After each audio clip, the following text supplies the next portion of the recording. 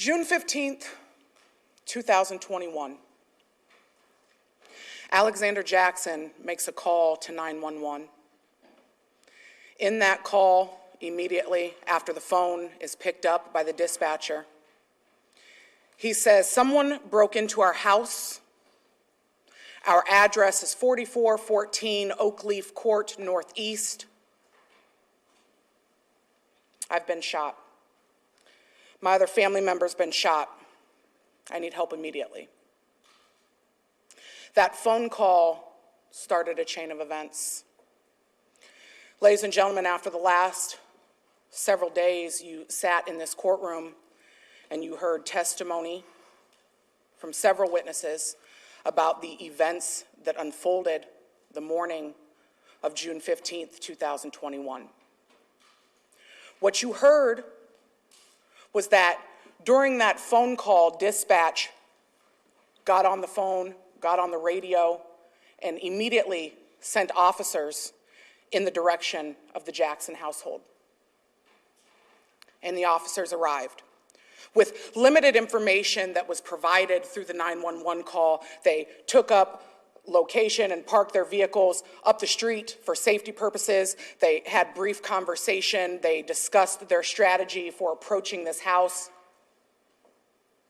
And with the information that they had initially received from dispatch, immediately felt like something was off. Something's not right. You heard two officers through their body camera microphones suggest that maybe this was even a swatting call, that someone had made a prank call and attempted to get emergency personnel to respond to this house. It didn't sound right. The officers are seen and heard on their body cameras relaying information and receiving information from dispatch. Who's all in the house? Can you get somebody to come out? See if you can get the mom or the sister to come outside. Simultaneously to those communications occurring with dispatch, Alexander Jackson is still on the phone. He says that he's been shot in the foot, that someone broke in, he's been shot, his dad's been shot, he was shot in his left foot. When asked by the dispatch operator who shot him, who broke in, his response was a man. When asked how this man got into the house, Alexander Jackson's response was, "I think they came in the back door, but I'm not an expert." When asked who he was home with, the defendant said that he was home with his sister. She was in her bedroom.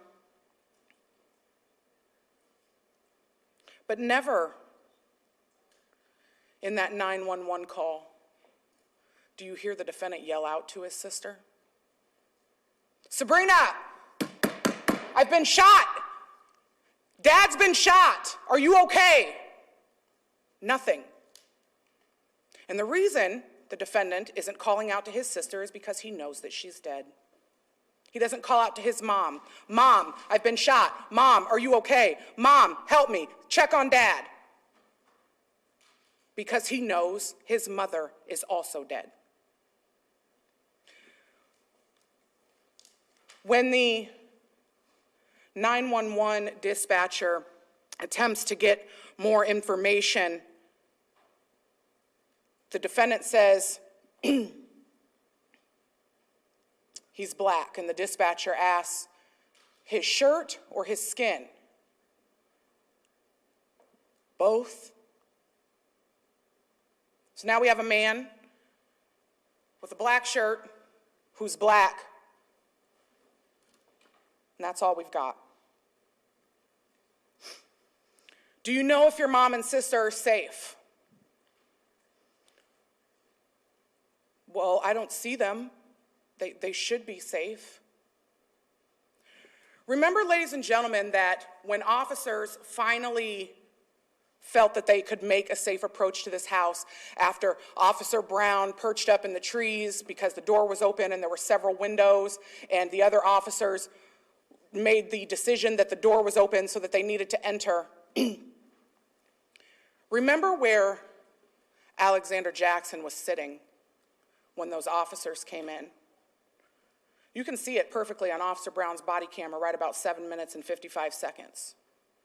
The defendant is literally sitting outside of his sister's bedroom. The only thing that separates her room and his room is that small wall, and he's sitting right there holding his foot. But he doesn't know if his sister is safe.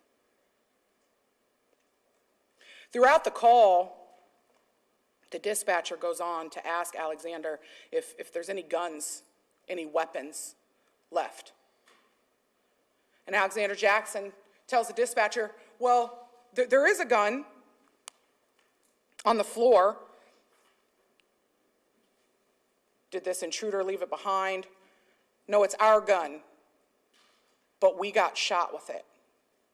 And you can hear the inflection in the dispatcher's voice because even she's caught off guard, and she says something along the lines of, you got shot with your own gun? Yeah? Question mark.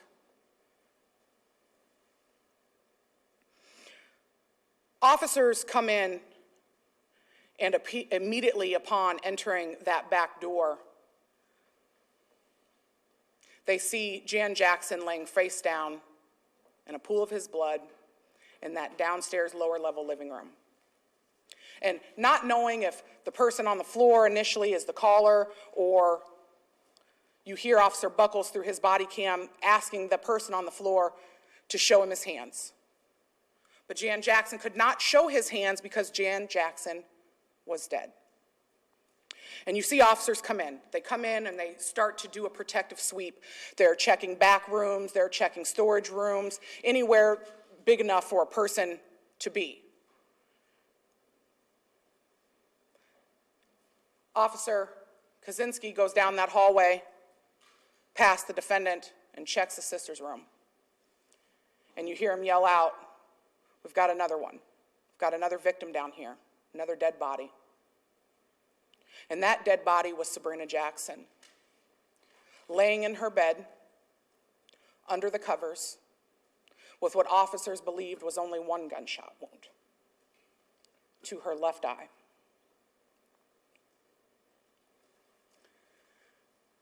The remaining rooms downstairs were checked as officers made their way up to the main level of this home and continued their protective sweep, checking the garage, checking the kitchen, checking all of the rooms, the closet, before they made their way around the back of that stairway into the master bedroom, where they found Melissa Jackson's body, also deceased, laying on the floor. Pile of blood on the bed, and then blood on her person and her final resting spot. Based on the information that was being received from Alexander Jackson, K-9 Officer Buckles made the decision that he was going to check the area, track the area to see if they could catch the scent of this alleged intruder. And you see it. The dog goes out, makes a stop in the same area where the vegetation is disturbed, where Officer Brown was crouched down by the trees, follows through the trail, sniffing and tracking, and picks up another scent along that path along the back of the house where officers had come around the backside of the house.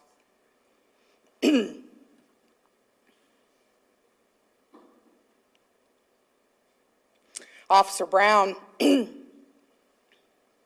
gets in the ambulance and rides to the hospital with the defendant, and you can hear and make the determinations and judgments based on what you heard in that video of the statements that Alexander Jackson made to the EMT on his route to the hospital. Investigator Bosenberg first goes to the hospital, photographs the defendant, takes pictures of the injury to his foot, takes some swabs, and then he returns to the house. and he returns to the house to process the scene. And you heard from Investigator Bosenberg that there are certain methodologies and protocols used when any crime scene is being processed, and that there are some variations to those protocols depending on the size of the crime scenes and how long it can be held. You know, there's a difference between a crime scene in the middle of a road that needs to be opened back up and a house that you can secure and hold for 4 days. But essentially, what Investigator Bosenberg testified to is that over a 4-day period, he and his partner processed the residence at 4414 Oakleaf Court Northeast. And ladies and gentlemen, during the processing of that evidence, what you saw is that behind the couch, just inside of that lower level living room, just inside of the door, was a pile of shell casings. And throughout the investigation, you came to learn some things about the murder weapon in this case and the specific ways in which it ejects spent shell casings out of the bottom in a group opposed to ejecting out of the top and throwing them. A pretty tightly grouped pile of shell casings laid right behind that couch. You also saw photographs of Investigator Bosenberg as he progressed his way down the stairs. And it was very obvious from the evidence that as Jan Jackson left his office the morning of June 15th, leaving behind his cup of coffee and his half-eaten muffin to come downstairs, that the defendant was perched up behind that couch and started shooting his father. One shot to the neck area, one shot to the right chest, one shot to the left temple.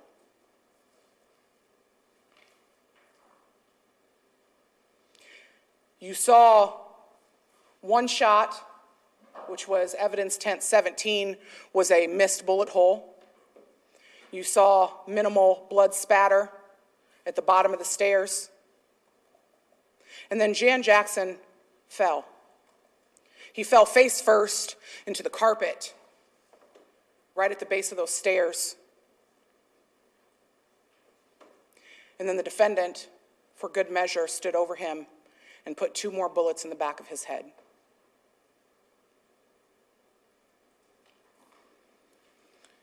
Five shots in total for Jan Jackson.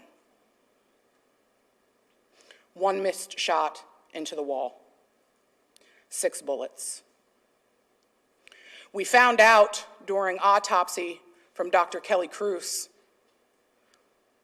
that Sabrina Jackson had more than the original believed bullet shot just to her eye, that there was additional wounds that were discovered under the blanket. The initial shell casing that was found in Sabrina Jackson's room was right by the door. In order for that bullet to travel the path that it took into her left rib, out of her right-ish abdomen area, and into the arm, she had to have been laying in a position that was visible and exposed to the defendant when he shot her from that doorway. Dr. Cruz testified that though that shot could have killed her, it's very possible that she would have been able to roll over after that initial shot. And that's the exact position that her body was found in, ladies and gentlemen. After being shot through the rib and out of the abdomen and back into the arm, she rolled over into a fetal position. And the defendant got closer and shot her in the eye. I say got closer because the second shell casing was not found during the initial search. And Investigator Bosenberg explained that when they process a scene, they go through and they find the very apparent and obvious evidence and they mark it. And then they start to peel back like an onion, I think he described it, the layers of the crime scene, finding additional evidence. So after enough was done with the bodies that they were confirmed to be deceased and put into their body bags, which were then locked and transported to the medical examiner's office. Another shell casing fell out of that bedding, and it was seen next to that or behind that teddy bear. 2 shots, 2 shell casings found in that room. That's 8. What you saw next is that Melissa Jackson's bedroom, or the master bedroom that she and Jan Jackson shared, was processed.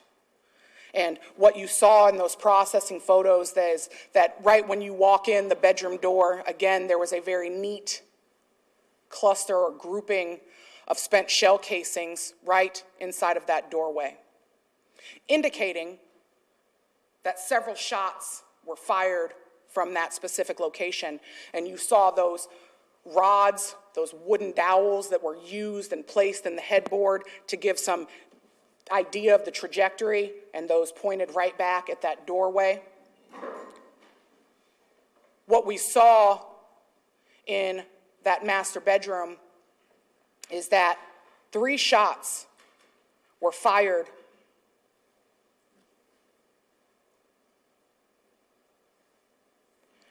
at Melissa Jackson as she laid in that bed. One of them grazed her scalp, likely the injury that caused the blood found on the bed. And then she rolled out of the bed. One more shot from a distance to her temple, her right temple.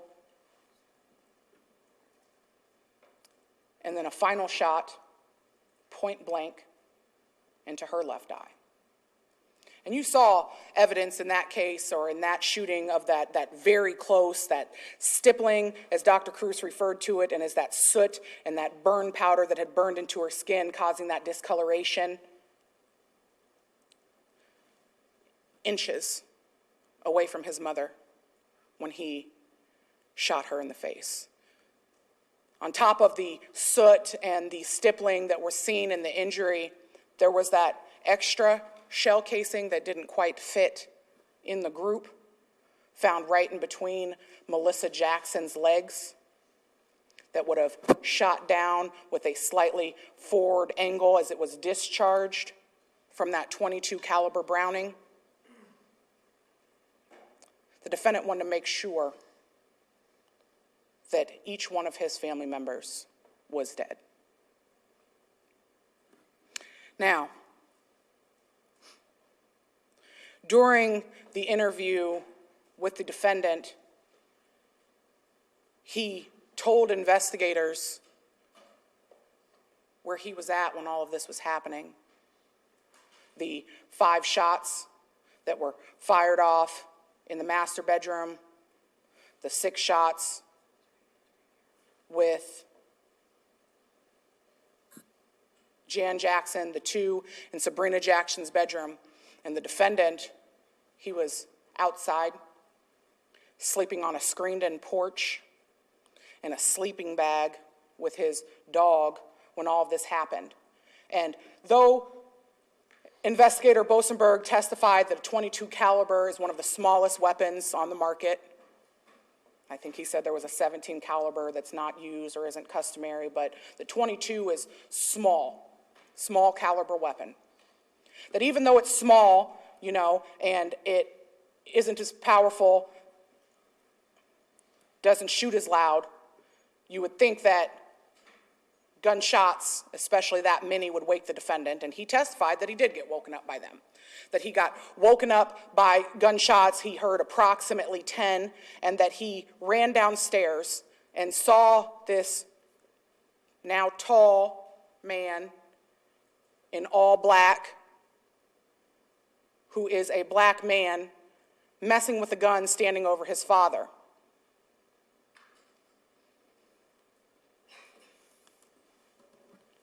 Alexander Jackson says, I ran at him, pushed him. I tried to take the gun. Then, well, you see what happened.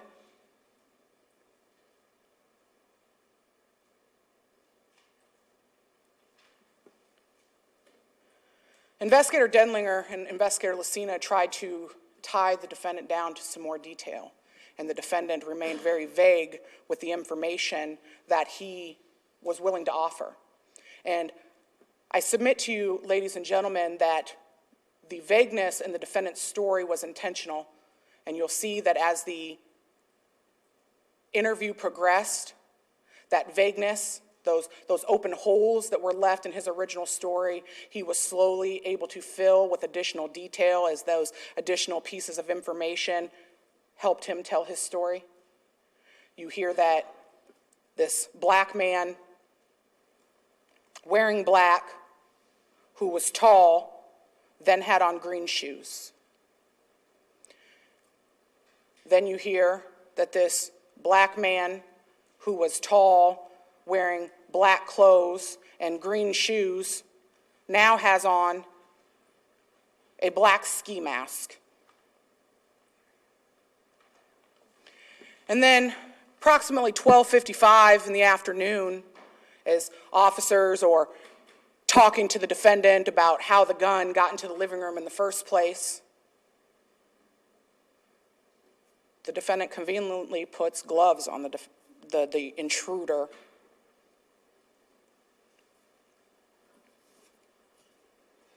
Investigator Bosenberg testified, ladies and gentlemen, that before he ever moved the firearm, that he did some processing of that weapon right there on the scene, that he took some initial swabs, and he explained how the buccal swabs are 2 in a package, and you swab and then you put them back, and how that evidence was collected. But he testified that there were some specific locations on the firearm that he wanted to test before moving it, potentially contaminating it, to make sure that he preserved the potential for DNA to be found on that firearm. Now, ladies and gentlemen, the defense is going to stand up here and they're going to tell you that the state failed or the investigators failed to test all of the swabs that came off of that gun. But I submit to you that the additional swabs that were taken were done in a speculative nature, where the original swabs that were taken at the scene by Investigator Bosenberg were taken of parts of this firearm that were guaranteed to have been touched. Guaranteed to have touched that trigger at least 15 times. And this isn't just a brush of the trigger, pulled, tension, pulled that trigger at least 15 times. Swabbed the location where the bullets are loaded into the gun. Had to have happened. The defendant, during his interview with investigators, says that he unloaded. First, he's not sure where the gun was stored before the gun got into the living room, where he and his father, the night before this, decided that out of the blue they were going to clean this weapon because the last time they had used it, some umpteenth time ago, that this gun jammed. So he's not sure where the gun came from. But the gun gets brought into the living room, and when he's asked if it was loaded, he mentions that he was putting the bullets back in the box, that he was unloading this weapon. And when Investigator Lucina pressed on, is there going to be anybody else's fingerprints on these bullets? No, I don't think so. There shouldn't be. The intruder had gloves. She said, well, you didn't say he had gloves before. And the defendant says something along the lines of, well, I didn't say whether he did or didn't have gloves, did I? He knows there's not going to be anybody else's fingerprints on the bullets because he is the one who unloaded the gun. He is the one who reloaded the gun. He is the one who reloaded it again.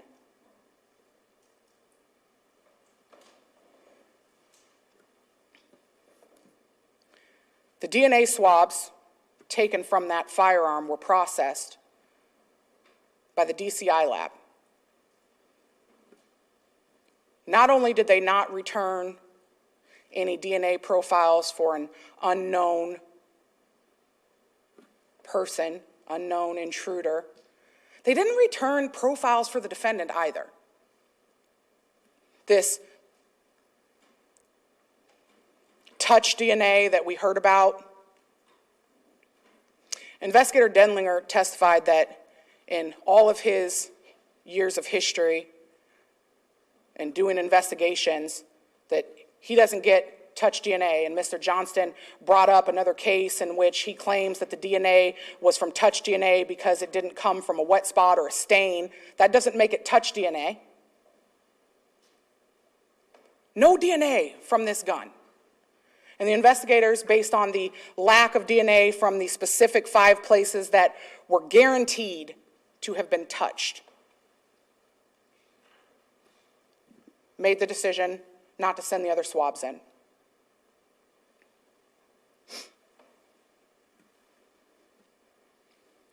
Over and over, the defendant was asked questions about what happened that morning. Where were you shot? Downstairs. Never really says where he was shot. Says that he tried to take the gun from this supposed intruder.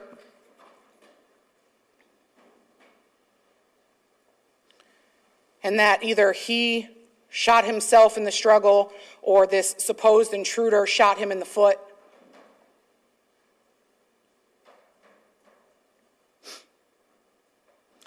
Within 30 seconds of being shot, he claimed that he called 911 and that he had to go into his bedroom to get the phone, to make the phone call. The defendant, through his statements during that interview, wanted the police to believe and want you as jurors to believe that on this night and into the morning, this hot night that's causing Corsa to pant, where it's too dangerous for this canine dog to do her job, that the defendant at 320 pounds is outside sleeping in the heat in a sleeping bag with his dog with no phone, because his phone's downstairs in his bedroom. And that's where he had to crawl to get the phone to call 911. Except investigator Denlinger testified that there was activity on the defendant's phone during the 6 a.m. hour.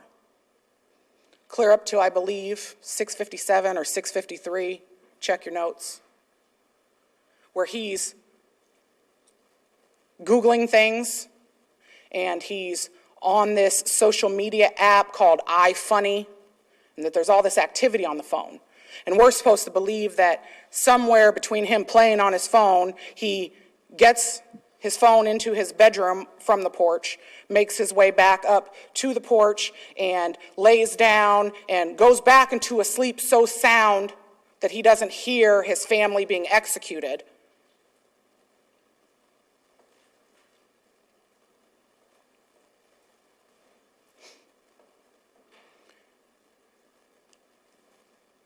You heard Investigator Bosenberg, ladies and gentlemen, talk about the part of his job where he test fires weapons, that when firearms are recovered, he's responsible for test firing those firearms, and that in a year's period, he does 80-plus guns, and that in his career, he's fired hundreds of different weapons. And you heard him testify that as part of the processing of this .22 caliber Browning, he wanted to test fire it as well. And in order to do that, he had to load the firearm. And what he found when he attempted to load that firearm is that this specific Browning rifle was so unique to him, trained and experienced, that he had to watch a YouTube video on how to load this gun. And you saw portions of that YouTube video that investigator Bosenberg watched. This isn't typical as far as how this gun is loaded. You saw that in the buttstock of that gun, there was my words, something you got to twist, and then you got to pull out this pole, and then there's a hole in the side of the gun where you've got to pump a bunch of bullets, and then you've got to work this stick pull thing back into the gun and turn it.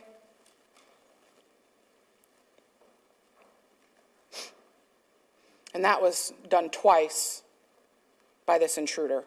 Once to load the gun because Alexander Jackson said that it was unloaded when he left it at the fireplace. And then again after he ran out of those 11 bullets.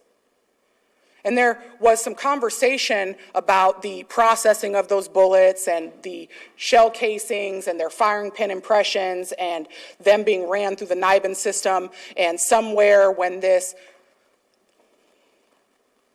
person from ATF, I think somebody who was contracted through the ATF, I think Investigator Bosenberg said when she hit the drop down to pick the .22 caliber rifle, she selected short. But he told you that the shell casings from the scene of the crime were longs. And the long and the short makes a difference, right? Because of how many bullets can be loaded into this gun at a time. And we took a recess, and he told you that during that recess, he conducted an experiment with the actual bullets found at the scene, the .22 caliber long bullets found at the scene, and that during that experiment, he could not load more than 11 bullets into this gun. And he testified about the size of the long being around 16 millimeters, which is significantly longer than the shorts, which is around 10 millimeters. That gun on June 15th was loaded with longs. The longs are what was found. The shell casings that were found were longs. There was an error in that report from the drop down. 11 shots, over 15 fired, 3 left in the chamber. That gun had to be reloaded, ladies and gentlemen, by this intruder.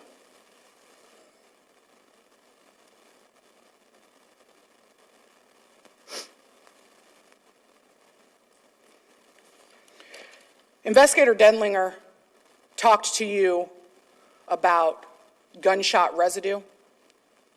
Gunshot residue being kind of a damned if you do, damned if you don't test for it situation.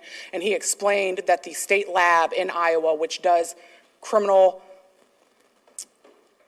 analysis for the entire state, stopped testing GSR in the 90s. And he gave lots of reasons for that, agricultural, and that gunshot residue has too many false positives or even false negatives.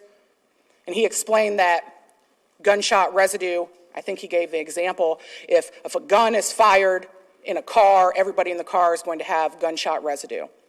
If someone is wrestling an intruder covered in gunshot residue, that gunshot residue is going to transfer. If a person cleans their firearm, having not cleaned it since the last time he and his father went to the range to shoot it, and then doesn't change his clothes because you see the outfit he's in the night before these 3 murders and the same outfit the morning of the same murders, that would leave gunshot residue on his hand. The defendant fighting and struggling over a gun that goes off, that's already been fired multiple times, is going to leave gunshot residue on his hands. So gunshot residue is not going to prove or disprove any theory of this crime other than it's going to exist where the gun has been fired that many times. If there was a struggle, it's going to be on him. If he's the shooter, it's going to be on him. State lab doesn't test for it anymore. Investigator Bosenberg testified that after having collected the gun and how it's wrapped and packaged and taken back to his lab, how it's unpackaged and how it's processed and how the firearm is super glue fumed. And he explained that there's this chamber that the firearm is put in and then the fumes from the super glue attach to the oils or residue, whatever it is from our bodies that create fingerprints when we touch surfaces, and that he was able to get, for lack of a better word, 3 prints on this gun, and that he labeled those prints latent 1, latent 2, latent 3. He described latent 1 as the left palm print, and it was found from the left side, the left buttstock of this firearm.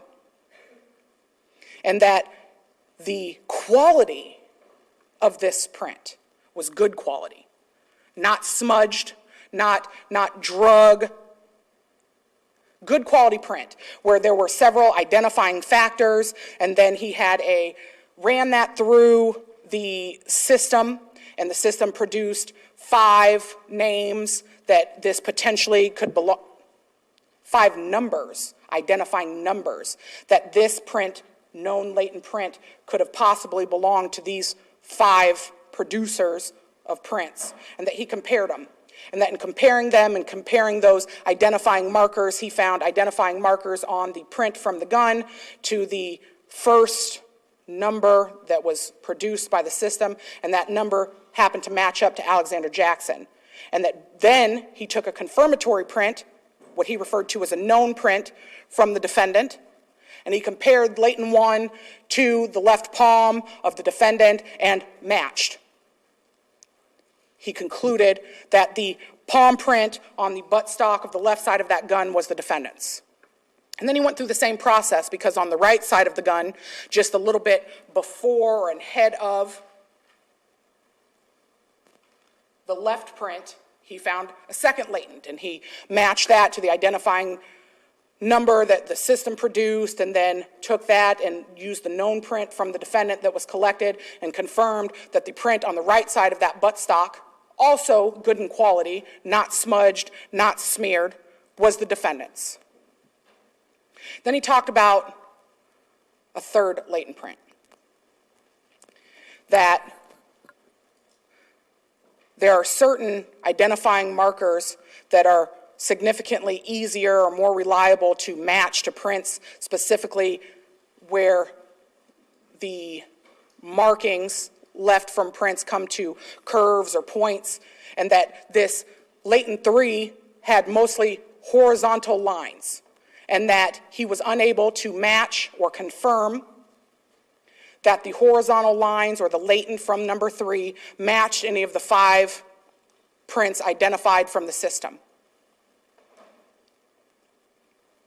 And he told us that that third latent was only about 1 centimeter big, that he couldn't find where those just striped lines or horizontal lines matched up to those 5 prints or the defendant's, but he couldn't exclude it, just that it was poor quality, that it wasn't enough, that the identifying factors that he was hoping to see and look for didn't exist, and so he can't say it was or was not the defendant's. But latent 1 and latent 2 were good quality prints, big prints, palm prints on the butt of that gun in a place that would be atypical of a regular shot,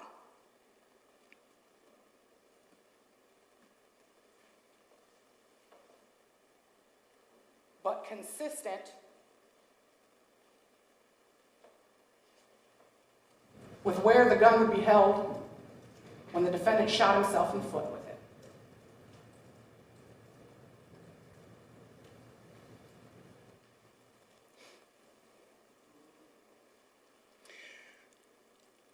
Ladies and gentlemen, Investigator Bosenberg testified that in this house there was not a lot of blood spatter.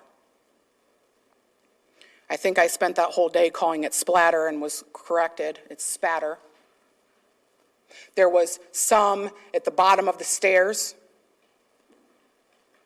on the wall where Jan Jackson was shot repeatedly. I believe Investigator Bosenberg testified that there was minimal spatter around Jan Jackson's head imprint where his final resting place was on the carpet, that there was minimal spatter found in the hallway where the defendant walked with his bloody foot along that floorboard area. And then blood spatter in the defendant's bedroom.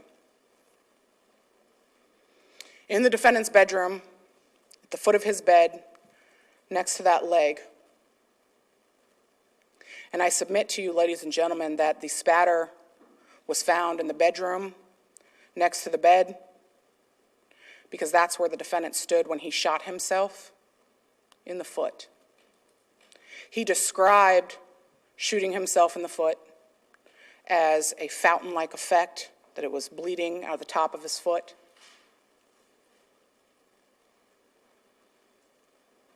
That spatter left behind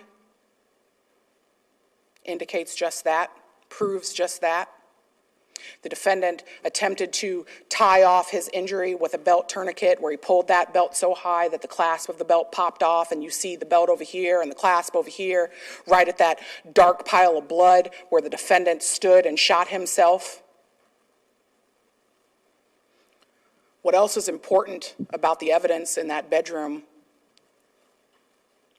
is that when asked about making the 911 call, the defendant talks about how he made it just moments, seconds, 30 seconds after he got shot in the leg, and that he ran into his room to get the phone. But when you look at those footprints, those bloody footprints, they don't enter the defendant's room. They exit. They exit the room because that is the room where he shot himself. Not out in the downstairs living room where this supposed struggle with this alleged intruder took place. The spatter and the footprints prove to you, ladies and gentlemen, that the defendant was in his bedroom when he shot himself in the foot.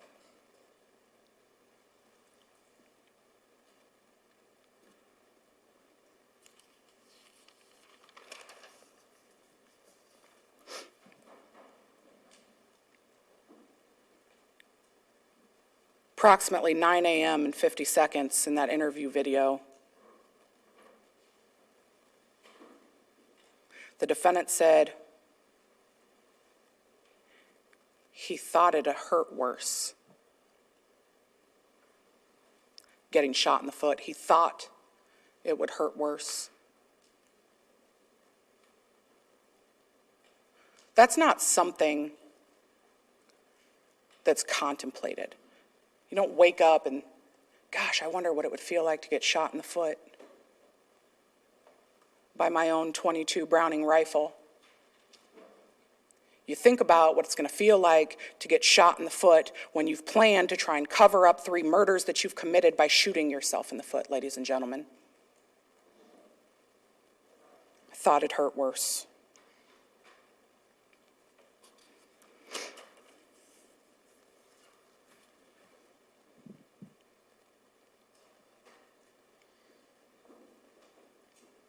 The defendant thinks he spooked him.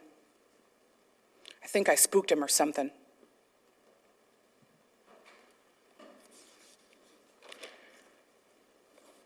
Ladies and gentlemen, a common and reoccurring theme that you're going to find as you go back over your jury instructions is that in multiple places in those instructions, multiple different instructions, it says that you as jurors are to use your reason and your common sense. It does more than say it. It demands that you as jurors, when you go through this evidence and evaluate it and give weight to it, that you use your reason and common sense.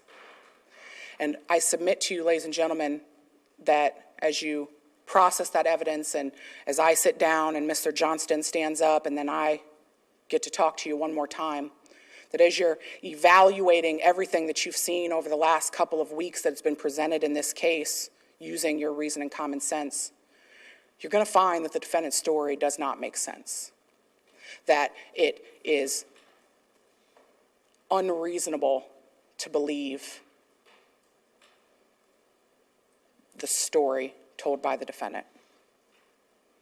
And I'm asking you now, and I'm going to ask you again when I stand back up, that when you go back and you deliberate over this case and you process the evidence in this case, that you as jurors return verdicts: murder in the first degree for the murder of Jan Jackson, the murder of Melissa Jackson, and the murder of Sabrina Jackson.